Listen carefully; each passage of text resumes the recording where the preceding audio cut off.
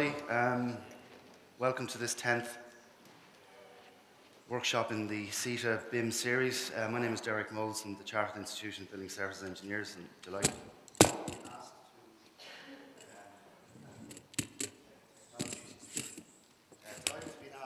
come and chair this morning's workshop. So, a little bit late starting, so after my very brief opening address, we'll move very quickly to Dr. Judith Kimpian's keynote. We're going to have a workshop, so it's really the reason we're all here, to interact and discuss things in more detail with some Q&A. And then we will have Ralph Montague to talk about the series to date and the key outputs and news of future next year's events. And we'll hopefully wrap things up between 10 and 10:30.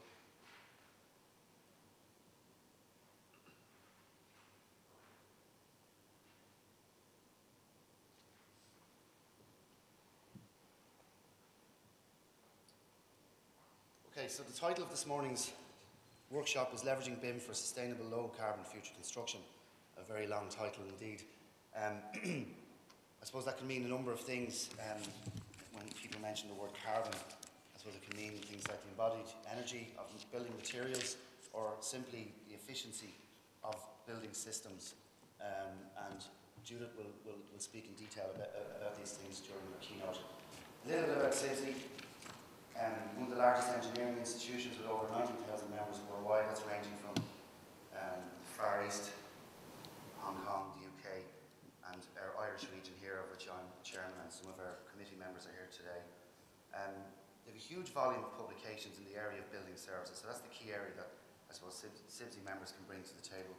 Building services and energy use in buildings, mainly in the non-domestic things. And we have a number of special interest groups, all available on the website if any of these are of interest to you. We have good connections with ASHRAE in the US, for example, electrical services, FM, involved in other groups as well at governmental level, both here in Ireland and in the UK. Some societies, Dr. Kevin Kelly from Kevin Street here actually is the president-elect of SLL. And my slides keep flicking on here, I don't know why, apologies for that. Again, a huge area is the whole area of lighting, and which will be the subject of our annual conference next April, is an international conference on lighting in buildings. Public health engineering is a big specialist area of CIBSE also, and Society of Facade Engineering. In terms of BIM, CIBSE in the UK have actually formed a BIM steering group, which comprises of a number of people from within the CIBSE organisation and wider community. Our past president, Andy Ford, was part of the UK BIM Working Party that produced a report which is available online, and I'm sure Ralph is familiar with this and has shared this with the wider BIM group here. We circulate knowledge and information through the CIBSE website, the CIBSE journal, and specific and dedicated publications in regarding the subject of building information modelling. CIBSE Ireland, who are looking to, I suppose, find their position in all of this. I know all the various institutions and design disciplines kind of wonder, well, where do we all fit into this particular model, and maybe it's not one size fits all. So we've invited the chair of the CIBSE BIM steering group to come to have a workshop with our CIBSE committee early next year, and what we'll do is put on a CPD that evening and just widen it out to the wider build community, and just maybe bring some of his lessons learned from the UK. So I suppose BIM in Ireland, we see CITA leading the agenda, mainly as coordinators. Is there any way to... Apologies for the slides rolling on. We see CITA as leading the agenda. I suppose if you think BIM promotes integrated project delivery, well, there's no point every institution trying to, strive and push forward this agenda. We need to do this collectively if we're going to behave and interact in a design team way. I suppose in terms of implementing something like BIM, we should be doing it in a collaborative way so that we're not reinventing the wheel. We've spoken to the likes of DIT and CITA regarding surveys and industry feedback, because none of us are actually 100% sure as to where BIM is at, what level and what level of technology and systems are people using on the projects. It isn't standardised. There aren't a standardised way of implementing BIM. And I suppose that comes from value.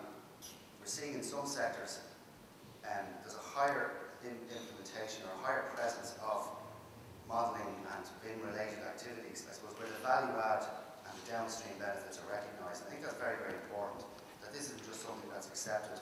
It needs to be, if it is of value to do this, both from a technological and a systems perspective, and if it adds value to the construction stage and in the in-use stage, well, that value needs to be recognised. And we talk about whole life cycle all the time. Well, then we should maybe think about that when allocating revenue to the design stage of a project. And I think we need to keep that on the agenda. Just some examples we've come across. I mean, BIM in terms of analysis and modelling have been around for a very long time, over a decade. You know, things like dynamic modelling of buildings, simulating buildings while in the design stage to improve results and performance of buildings throughout their life cycle, which could be up to 30, 40 years, using software such as IES, and there are other software packages. We're not advocates for any one package, but you know, this level of analysis is relatively low cost compared to modifications or retrofits later to make buildings perform better.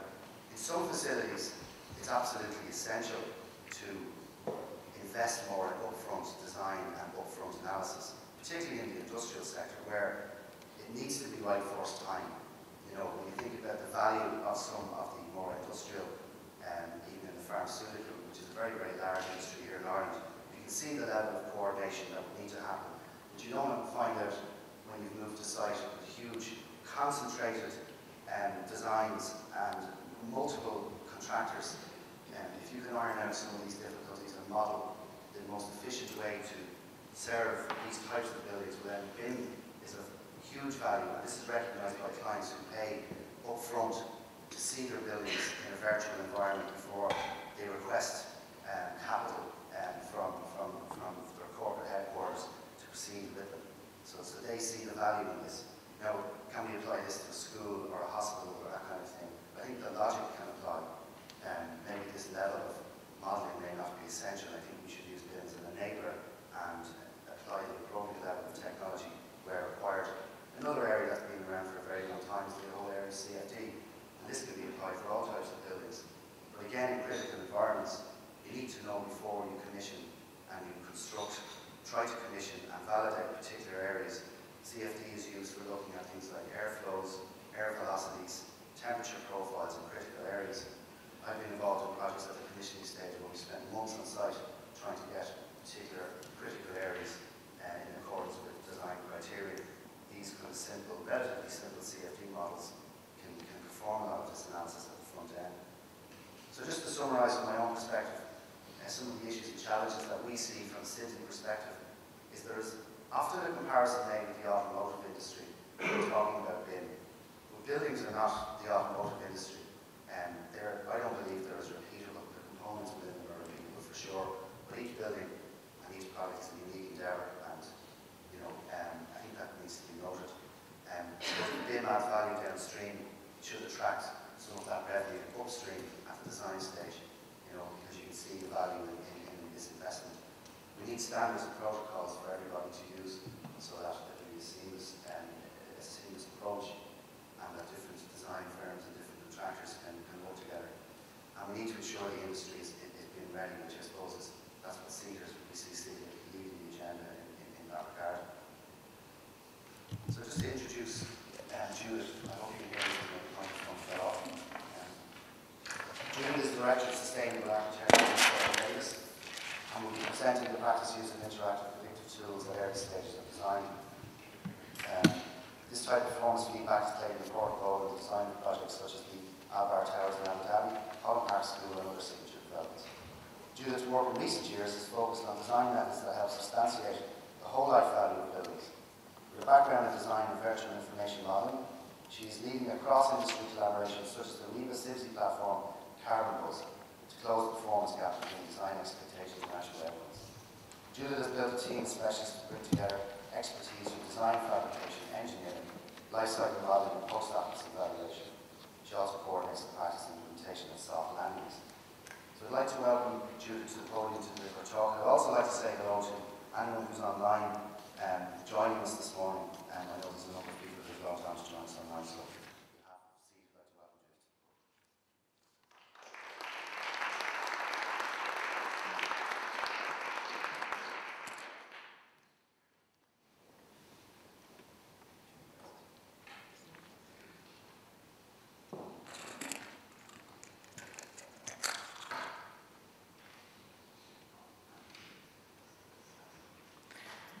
Thanks, everybody. Really nice to see you all here this morning.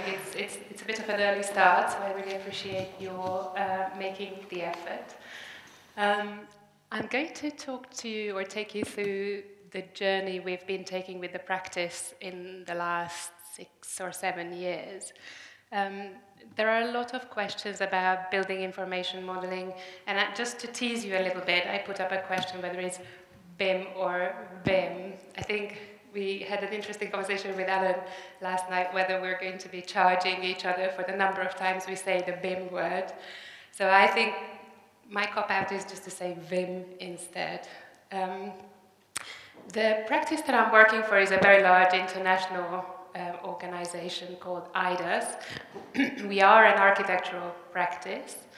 Do you think something could be done so it's not so loud, the microphone?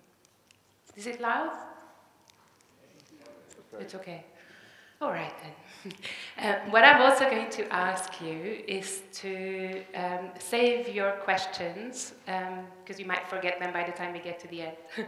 And if they are really quite urgent, ask me as I go, and so we can make it more of an interactive session.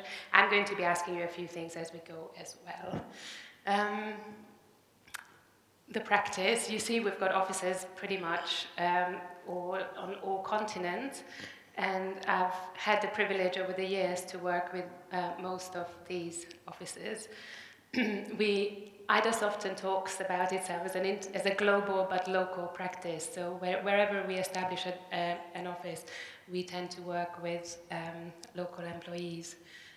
And the group that I'm leading is IDAS R&D. I work together with my colleague Christian Derricks. He looks after computational design, and my area is very much in sustainable design and construction. But we always find that the most interesting area is actually in the overlap of all of these. In fact, again, we were talking last night that most of the interesting growth areas in construction are in this multidisciplinary area.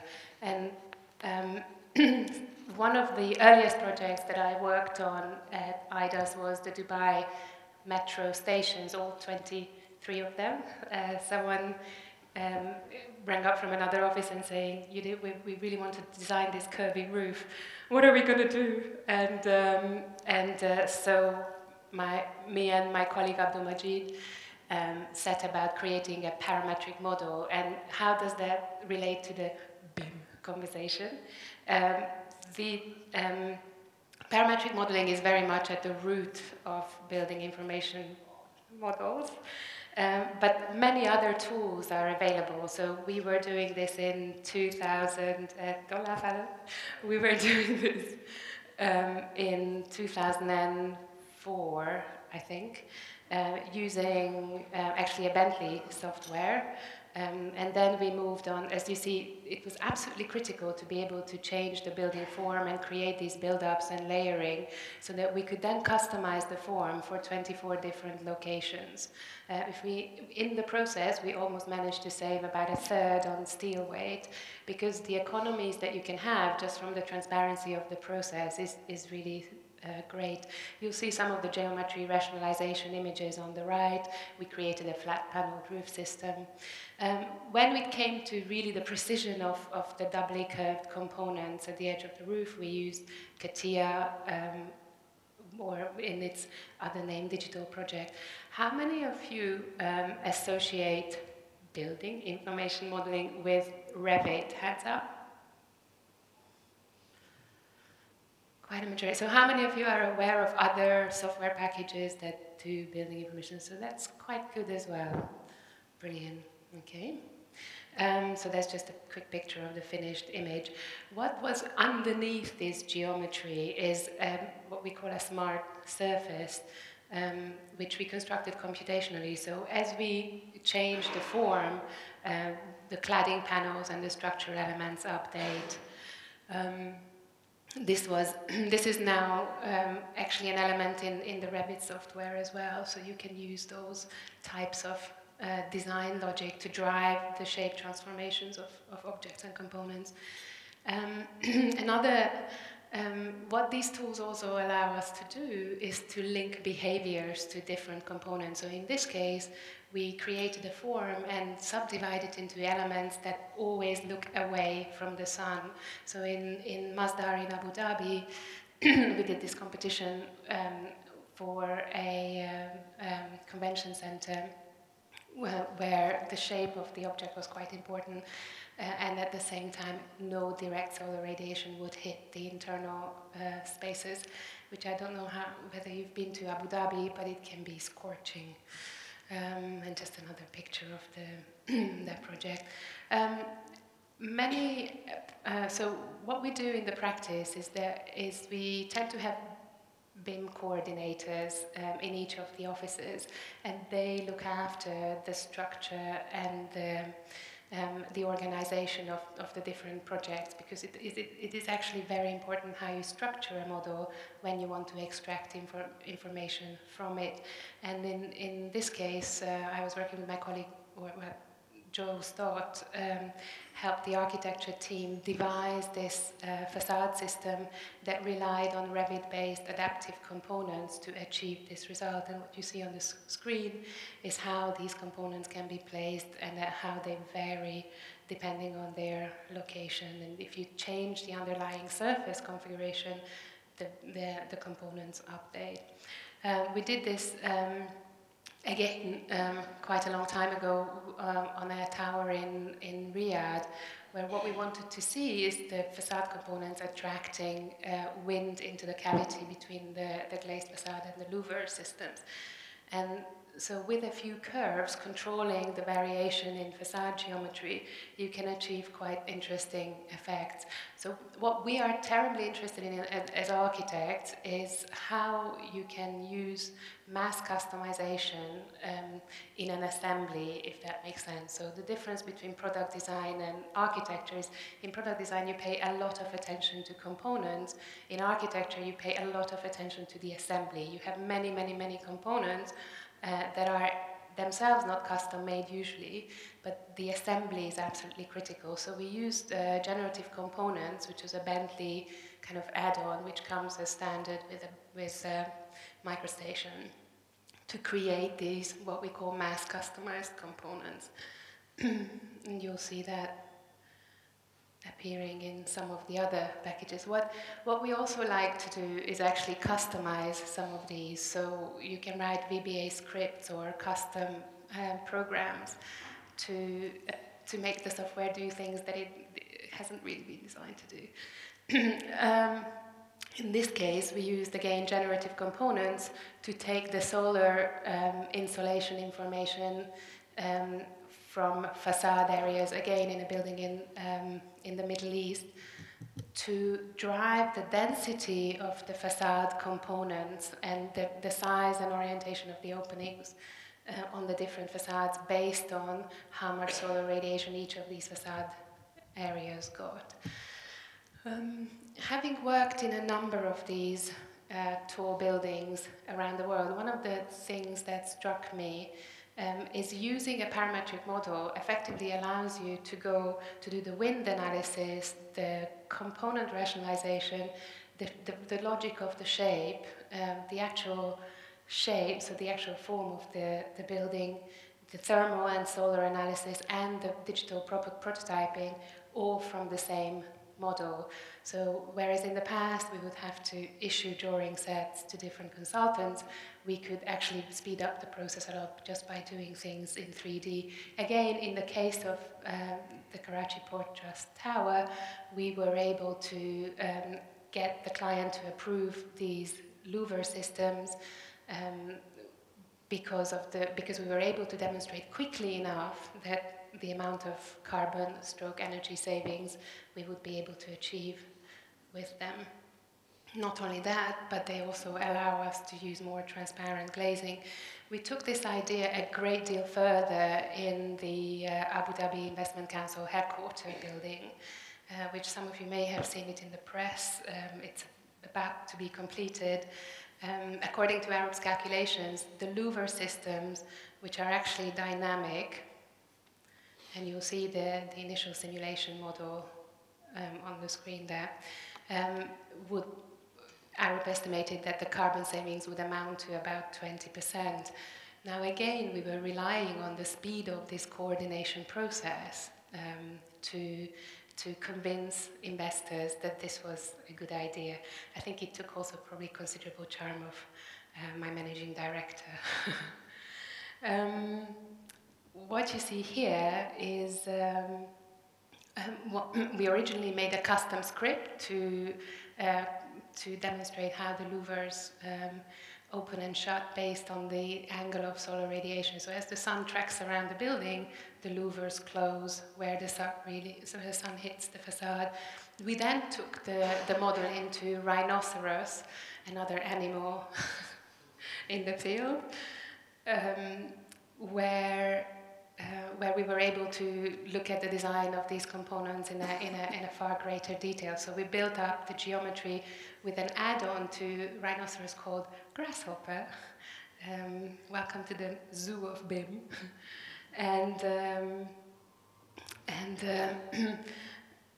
So we were able to create the components within Rhinoceros, schedule them, extract the quantities we needed, and we were successful in doing this in Rhino all the way to stage C and D, at which point we went over to CITAEIN, which is one of the softwares which is really capable of handling a huge number of components plus the geometric complexity. So note that you're talking about a curved building here, which are driven by quite strict geometric rules. One of the quick animation of the louver changing shape. We tested these over several months in a very salty and humid room somewhere in a very cold climate. And they seem to be rather resilient. And these are some of the pictures of the finished building, and that's some of the louvers changing shape there. Again, going back to from my perspective, I've seen tall buildings come and go in the practice and in different offices. And what struck me that it's actually very difficult to argue the sustainability word unless you have, or measures that reduce energy consumption in particular, unless you have the data on the table on the day with all the experts and investors sitting around the table. So what we did was manage to convince Arup, Hilsa Moran and Davis Langdon that what we want to do is a model that's actually interactive, so you can change the height, the shape, you can vary things like the facade performance, the complexity of the form, whether you're using daylight dimming or not, the lighting technology, the ventilation, the low carbon systems, the occupancy, the set points, and things like what occupants plug into the wall, which actually have a much greater effect on energy consumption of buildings that we would like to think. So instead of using the usual building information model approach, which relies on a 3D model, but your 3D model will still go out to the various experts, and you still have to await their design or calculation response, what we wanted to do was to incorporate all these early stage calculation routines in the model and have this working interactively. What this required, of course, is we had to map all the relationships between all these areas, which at some point had me tearing my hair out. But there's quite a bit left, so it's okay.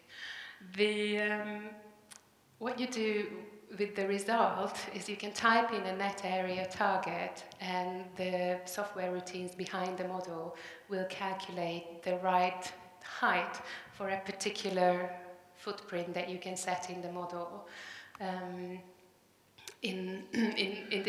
So the model effectively calculates the actual core sizes based on real occupancy, based on real system types, and spits out all the structural quantities at the same time, which allows us to have a capital cost, a whole life cost, an operational carbon, and an embodied carbon calculation live. We can start changing the shape of the model, and you can see the updates as as we make those changes, so people can have a very quick idea of how these parameters interact based on different changes in shape. We could also conduct then sensitivity analysis to see, okay, what difference does it make to add perimeter daylighting, glazing performance, occupancy, etc. What was interesting to me is that once you take real appliance loads into account, so not just relying on compliance calculations, all the savings that we can do with these measures, actually, if you decrease the equipment load, you are roundabout in the same place. Another project where we worked with very strict environmental design targets was the Masdar Mist neighborhood. You'll see the extensive range of KPIs, key performance indicators, that the clients set. But one of the main areas was the mapping of operational energy use and translated into carbon, and the embodied carbon for every single one of these plots. We worked initially on 8 plots to start with, and became, you see 6 of these here. The little red bar here shows the embodied carbon target, and the blue bar above here is the PV generated by that particular, the solar power generated by the PVs on the plot, and this is the energy bar, the end-use energy broken down to cooling, heating, lighting, etc. for that particular plot. The target was that the whole neighborhood had to be net positive, which means one of them could generate more on site while others could generate slightly less, as long as overall we put more back into the grid than what we started off with. How did we achieve that for 8 plots? Again, we relied on the computational skills of the team to create a link between the Ecotect, the kind of bespoke thermal model, and in this case the SketchUp model, to be able to bring in very quickly a massing model and see what the changes are in terms of likely operational energy use and amount of solar power generated for each of the sites, so the team could go through many iterations and we could basically keep up with the design changes. What the client really appreciated from this process is they could also change really practical briefing issues, like how much should we cap the small power at? What if the lighting increases by X amount? How do we get the U values to be really optimum? Does it have a really major effect if we put another 100 mil on or not? So this sort of analytical sensitivity analysis ended up informing the client's briefing guidance and document. We also use a Revit model to extract the quantities. Normally, when you want to do an embodied carbon calculation, you would want to wait till the cost consultants or the quantity surveyors' bill of quantities. In a model, in a project which is moving very fast, you're going to be lucky to have that at the stage where you need it. So we began extracting the quantities ourselves and attaching our embodied carbon database to the model. And another example where we took where we created a family of facade components and placed them, as you've seen it in some of the other projects, onto facades where we knew what the exact solar gain and angle of solar radiation were, creating a kind of interesting aesthetic for that particular plot. A key consideration for Masdar was the walking distance. So in Abu Dhabi, in the height of the summer, you really don't want to spend more than 1.5 minutes, or actually 150 meter walking distance, which is about 5 minutes, outdoors. I don't know if any of you have experienced it. Once I got dropped by a taxi at the wrong entrance to the Masdar HQ, and I had to walk in my Western outfit. I mean, in my London outfit all the way to the other entrance, and I was nearly dead by the time I got there. But what this tool is showing you is the actual walking distances between transport nodes. So rather than measuring walking distance as the crow flies, it's looking at actual walking distances. So, all this experience with energy consumption and carbon, imagine it could be quite daunting for an architect to get into a fairly technical field where people with great authority sometimes tell you that the questions you're asking make little sense, whereas actually I thought, well, they make quite a lot of sense at all.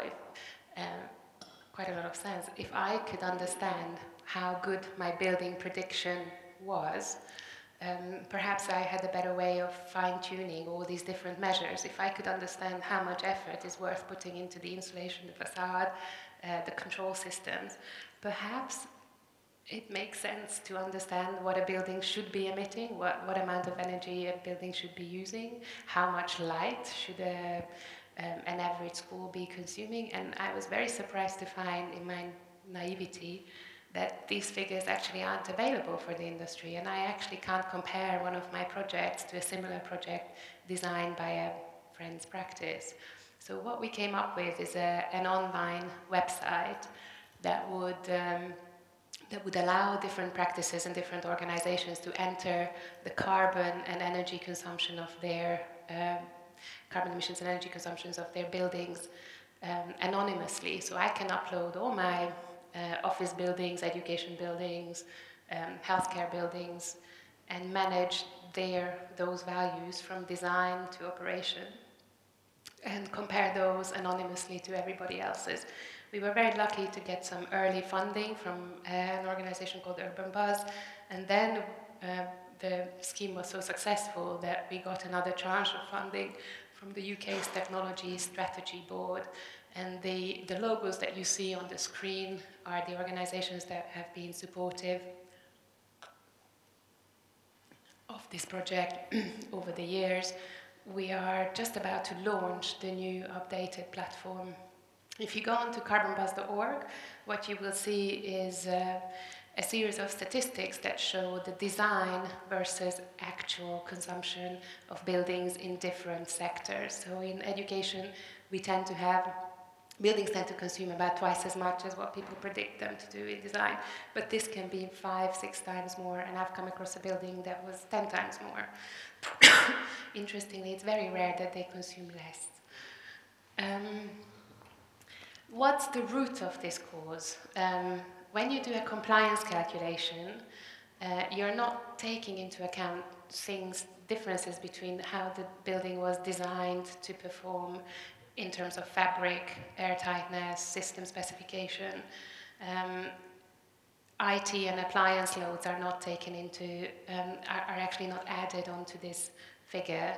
Any special functions, like Bill Bordas would say, the Large Hadron Collider in the basement, but it could be just a training kitchen with 20 ovens that can make quite a bit of difference to your annual energy use. Hours of operation, occupant density and occupancy patterns, and probably almost most importantly, building management and controls. One of the things we found from our building performance evaluations is we've been looking at 5 schools in quite a lot of detail and 2 innovation centers. Wherever the facilities management was very engaged and understood how the BMS worked, we could do quite simple interventions very quickly, saving up to 30% on the energy consumption. Where this was not the case, no matter how good the ideas or how simple the interventions would have been, they just don't happen because there isn't really the expertise to implement them on the ground, which is sometimes a real shame as people invest quite heavily in these sophisticated systems. That's just a quick breakdown of education buildings in the UK, and these are a snapshot of the schools that we have been surveying over the last couple of years. Can anyone spot the guzzling on this picture? Great shot, but no? Yeah. Almost every education building that we visited seemed to have common area lights on all the time. Very common. Derek is nodding. It's really not rocket science to put lighting systems on different zones. For some reason, it doesn't happen. And I also think building management systems are well, maybe jinxed in some way, because I've never come across a decent manual that would explain, at least to me, how it might want to work. Might just be my bad luck. I'm sure there are some around that work to expectation, but it's certainly one of the advice that we have given to Partnership for Schools when looking at their portfolio of buildings is there should be more guidance on which buildings could have a sophisticated building management system. If the expertise is not there, then you have to design it out. What we do in the carbon bars is this is Darwin Academy, the building that you've just seen. The little yellow thing here is the zero carbon generation, and heating, cooling, lighting, and appliance loads are added in carbon bars. When we haven't got a breakdown of where these are used and how the energy gets used in the building, we can only say we've got an idea, but we don't quite understand where things are going wrong. You doing a building use survey definitely helps people tell you that there are issues with temperatures. Otherwise, they're very happy with the look of the building. A quick note to Mr. Gove: people love design. Loxford School, another building, we were actually able to map the end-use energy consumption during operation as well, and you will see that, sadly, almost every single one of them are at least double of what the compliance calculation would have led us to believe. And this is quite commonplace, I have to say. So heating, in this case, is higher than what we thought, because the ground source heat pump operates as a secondary system instead of primary. This is quite a common experience. The same problem in the cooling. There are also controls of set points in the building. Lighting, the problem that you have seen, if a school has large areas of common spaces, if a mouse moves in one corner of the building, the whole lighting system comes on, and this happens during the day, at night, not great. 3 times more energy used for lighting than expected. And then the appliances, which is actually quite good in this building, because the IT director has installed a script that turns everything on at 4 o'clock and 8 o'clock. Amazing what you can do with a few lines of script. Pool Innovation Centre, we were very lucky to receive lots of awards for this building. It's designed by our Bristol office, who've got a terrific team. In this case, the building actually consumes less energy than we estimated, and the engineers were Halcrow, and hats off to them, and they were also extremely good at engaging with us during the building performance evaluation of this project. Another project that we're working on is Keynsham Town Hall. This is beginning to be very interesting to us. The client, Bath and Somerset County Council, set a DEC rating, which I'm not sure how many of you are familiar with the difference between EPCs and display energy certificates. EPC is a notional compliance calculation, and a display energy calculation is measuring real energy use. So what they are after is actual consumption. So regardless of the legal complexities of this, we took this project on. We happily took this project on because we thought we really had the expertise to do this. And one of the interesting things was how it changed around the way in which people collaborate. So first of all, you understand what the assumptions are behind the energy model. So all of these areas of risk that we have mapped out in carbon bars are very carefully mapped out at a very early stage in the building design, and quantified. So we end up, what you saw here, an estimated energy use bar. And what's interesting, if you look at this carbon bars bar, the server room is responsible for the majority of energy consumption in this building. So we put in quite strict clauses for the client about how they specify this. Another issue when you want to benchmark operational energy use, in particular if you're after diagnostics. In this case, Holland Park School recently completed building in London. How do you compare, how do you estimate how the building actually should perform? So it's amazing if you can collect the energy consumption results, but when you compare them to the EPC, it doesn't really give you a proper idea of where the school's potential is. So what you need to do is actually do a proper thermal model and compare your operational results to that thermal model.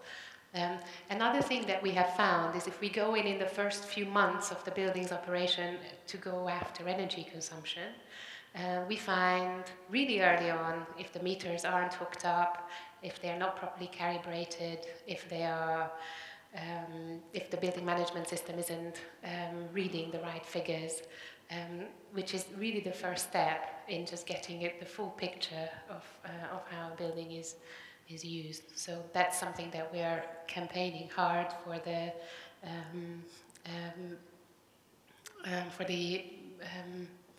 RIBA's plan of work to incorporate. So I'm not sure if you're familiar with the data drops of the BIM process.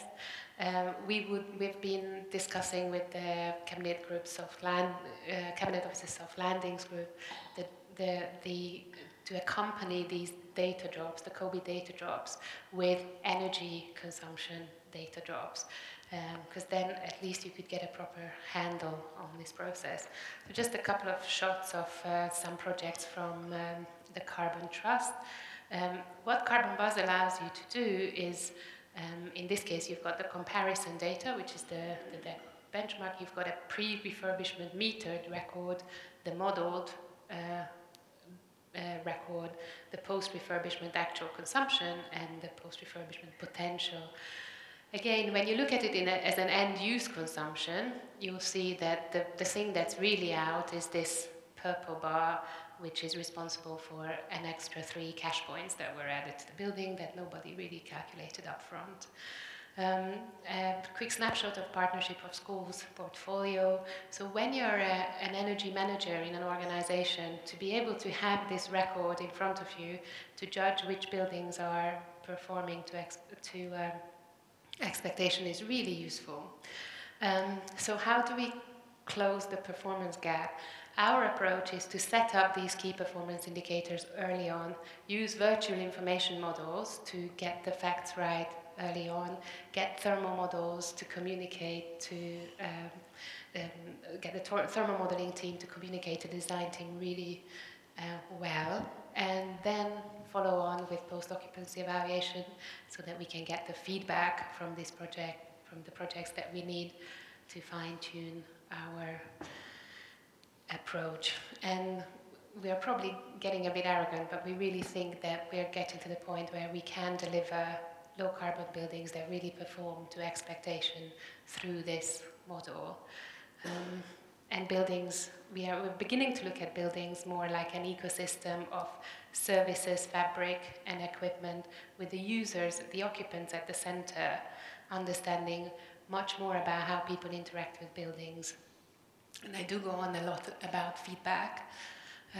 But really the question is, does this approach produce buildings that are more valuable than other building types? We think that because you take into account so many more factors when you design for operational low-carbon performance, that the buildings that we end up building are actually more resilient, last longer, cheaper to maintain, more comfortable for occupants than other buildings that roll off the conveyor belt. A few research projects that I've been leading at IDAS together with the Technology Strategy Board and UCL and EPSRC. I've been very lucky to work with some very talented NGT students. I can recommend the experience to everyone. Some snapshots of recently completed projects. Any questions?